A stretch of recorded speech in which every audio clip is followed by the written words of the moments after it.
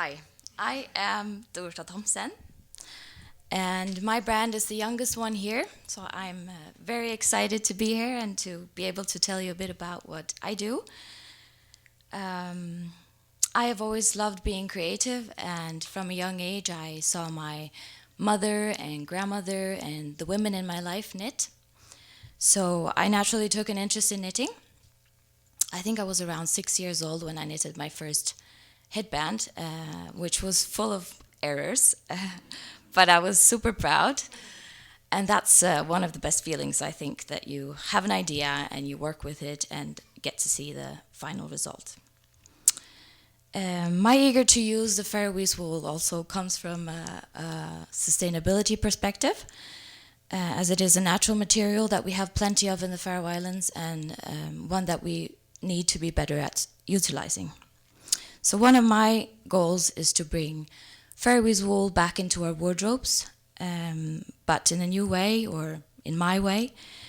Even though there's lots of inspiration to find in the traditional patterns and traditional knitting and the old patterns, I find my motivation in a more experimental approach to knitting.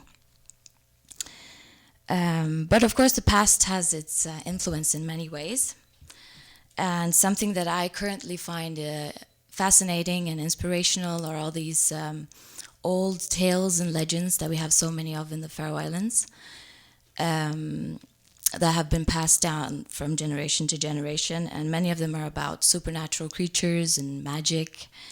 And I think that especially before we had electricity, people would see and hear all kinds of mysterious things in the dark or in the fog, for example.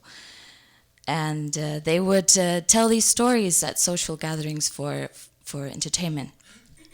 And we had lots of superstitions as well. One of them was that if you put a garment on the wrong way with the inside out, then you were safe from sorcery and spells. And this is something that sailormen did when they went to sea. They would put a sock or a mitten on with the inside out for safety.